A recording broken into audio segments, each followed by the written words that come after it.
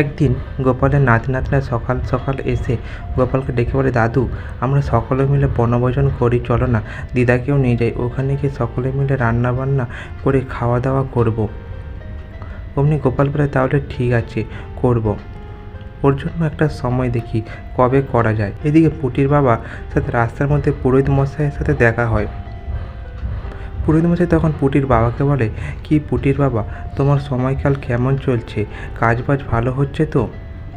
পুটির বাবা তখন বলে, না পুরোহিত মশাই, একদমই ভালো চলছে না। অমনি পুরোহিত বলে, জানি তো, তোমার যে সামনে নতুন বছরে তোমার কিন্তু সময় একদম বাজে যাবে, আর তোমার বিপদ আসতে চলেছে। তার জন্য তোমার এই বিপদ থেকে মুক্তি পেতে গেলে তোমাকে একটু যজ্ঞ করতে হবে, আর সামান্য কিছু তাদের ফল মূল লাগবে, আর একটা বড় বোয়াল মাছ লাগবে, তাহলেই হবে। পুটির বাবা বলে, ওই বোয়াল মাছ দেখি আমি কি করতে পারি। বলে পুটির বাবা বাড়ি ফিরে যায়। বাড়ি যেতেই পুটির মাকে সবটাই খুলে বলে যে এইরূপ সব নতুন বছরে আমাদের সময়টা খুব বাজে যাবে, তার জন্য পুরোহিত মশাই বলেছেন পুজো যজ্ঞ করতে, আর এই বোয়াল মাছ আর ফল সবজি ফল টল আনতে হবে। অমনি পুটির মা বলে, ঘরে তো একটাও কানাকুড়ি কিছু নেই, তাহলে কি করে আনবে? অমনি পুটি বলে, বাবা, আমার যে জমানো টাকাগুলো আছে ওখান দিয়ে আনো, পরে তুমি যখন আবার তোমার ভালো আয় হবে তখন তুমি আমায় দিয়ে দিও। পুটির বাবা বলে, না না মা, তুই কত কষ্ট করে ওই জোগাড়গুলো জমিয়েছিস, আমি ওই টাকায় হাত দিতে পারি বল? পুটির মা বলে, দেখো, সত্যি আমাদের সময় খারাপ চলছে গো, নইলে মেয়ের টাকায় হাত দিতে হয়। তারপর পুটির বাবা পুটির মাকে বলে, তাহলে তুমি ঘরে যোগাযন্ত্র করো, আমি বাজার হাটগুলো করে আসি, আর গোপাল আর গোপালের গিন্নিকে নিমন্ত্রণ করে আসবে, ঠিক আছে? অমনি বলে পুটির বাবা চলে যায় বাজার হাট করতে, আর পুটির মা গোপালের বাড়িতে গিয়ে গোপালের গিন্নিকে ডাকে, হ্যাঁ গো গোপালের গিন্নি, একটু বাইরে এসো, আমার ঘরে পুরোহিত মশাই বলেছে যে সময়টা খারাপ চলছে, তার জন্য একটু যাগযজ্ঞ পূজা অর্চনা করতে, আর তাই তোমাদের নিমন্ত্রণ করে রইল। গোপালের গিন্নি আর গোপাল তো খুশি হয়ে যায়। অমনি ওই পূজা অর্চনার দিন গোপালের গিন্নি গোপাল সকলে মিলে পুটির বাড়িতে গিয়ে উপস্থিত। পুটির বাড়িতে পুরোহিত মশাই পূজা অর্চনা করতে থাকে। এবার পুরোহিত মশাই যে মন্ত্রগুলো পড়তে থাকে, গোপাল তখন বলে, পুরোহিত মশাই, এই মন্ত্রগুলো কী বলছেন? এগুলো তো কখনোই আমি জীবনে শুনিনি। পুরোহিত মশাই বলেন, আপনি চুপ করুন তো, আমাকে একটু ভালো করে পূজা করতে দেন। তারপর মাছের আহুতি দেয়। পুজো শেষ হয়ে যাওয়ার পরে মাছটা নিয়ে সব কিছু ঝোলা ভর্তি করে নিয়ে বাড়ি চলে যায়। অমনি বাড়ি যাওয়ার সময় গোপাল তখন বলে যে, পুরোহিত মশাই, আপনি এই মাছ নিয়ে কী করবেন? অমনি পুরোহিত মশাই বলে, এটাতে পূজার আহুতি দিয়েছিলাম, আর এই মাছগুলো আমি গরিব দুঃখীদের দিয়ে দেবো।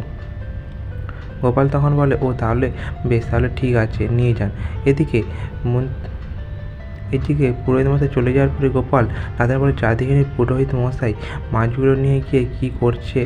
পুটে গুলটি ন্যাপলা সব লুকিয়ে লুকিয়ে দেখছে যে কী করছে আর কী করছে না। ওরা লুকিয়ে লুকিয়ে দেখতে যায়।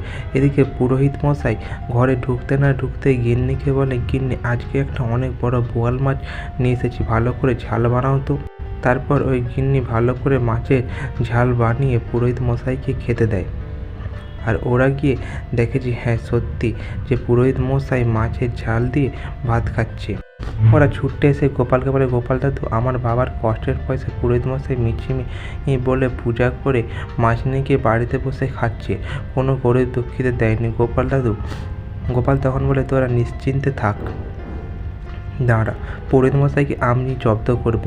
পরদিন রাজসভা শুরু হতেই অমনি গোপাল বলতে থাকে, পুরোহিত মশাই তো এখন আপদ বিপদ কাটানোর জন্য অনেক কিছু যাগযজ্ঞ করছেন রাজামশাই। আপনার কি নতুন বছরে খারাপ সময় যাবে নাকি? তাহলে পুরোহিত মশাইকে জিজ্ঞেস করলেই হবে। অমনি পুরোহিত মশাই তখন বলতে থাকে যে, দেখেছেন রাজামশাই, গোপাল আমায় কেমন কাঠি দিয়ে কথা বলছে। আসলে আমি সত্যি সত্যি পুটির বাবার সময়টা খারাপ চলছিল, তাই একটু যজ্ঞ করে ওই খারাপ সময়টা কাটিয়ে দিলাম। অমনি রাজামশাই বলে, গোপাল, কেন করছো তুমি পুরোহিত মশাইয়ের পেছনে লাগছো?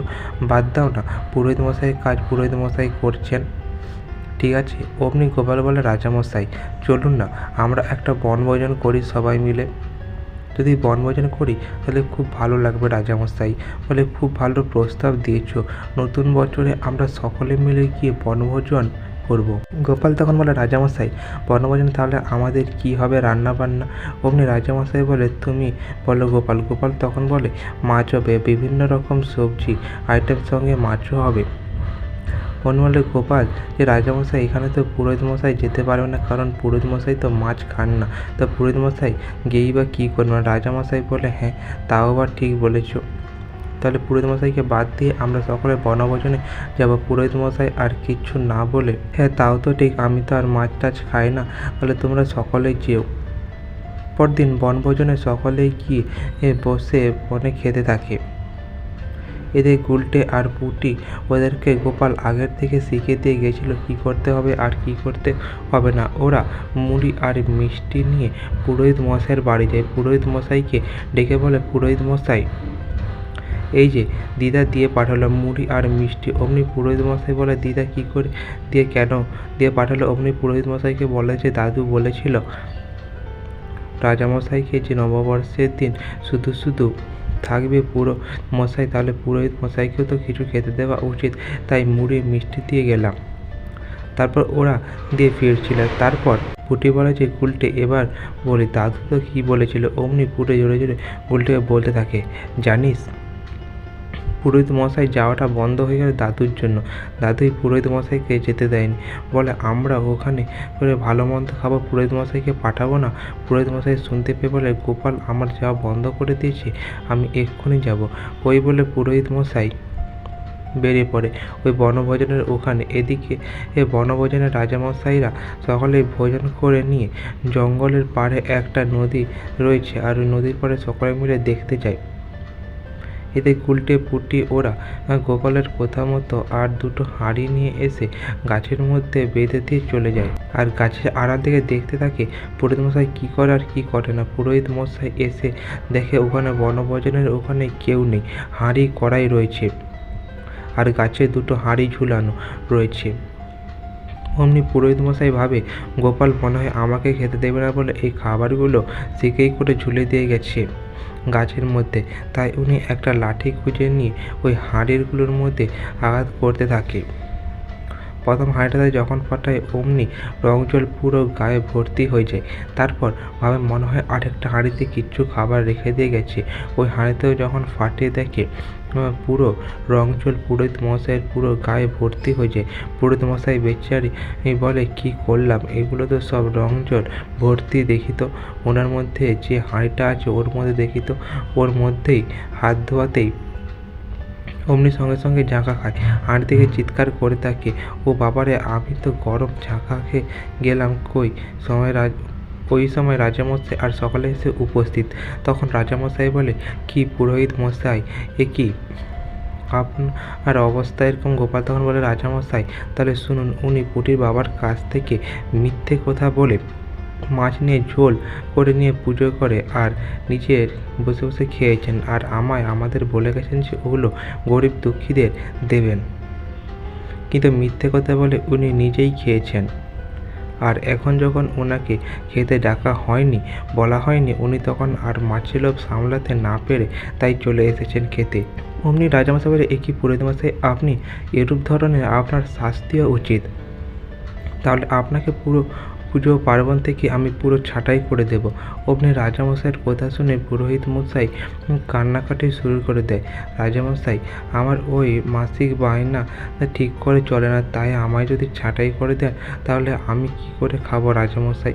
আপনি না হলে আমাকে অন্য কোনো শাস্তি দেন। রাজামশাই বলে যে ঠিক আছে, তুমি যখন বোয়াল মাছ নিয়েছো পুটির বাবার কাছ থেকে, তাহলে তুমি ইলিশ মাছ এনে আমাদের রাজসভার সকলকে, এমনকি পুটির বাবাকে এনে সকলকে এসে তাহলে খাওয়াতে হবে। তাতে পুরোহিত মশাই রাজি হয়ে যান। তারপর পুরোহিত মশাই সকলকে, রাজসভার সকলকে পুটির বাবাকে ডেকে নিয়ে এসে ইলিশ মাছের ঝোল দিয়ে ভাত খাওয়ায়। তো আজ এই পর্যন্ত। গল্পটি ভালো লাগলে অবশ্যই চ্যানেলটি সাবস্ক্রাইব করে দেবেন এরকম আরও কিছু মজাদার গল্প পাওয়ার জন্য।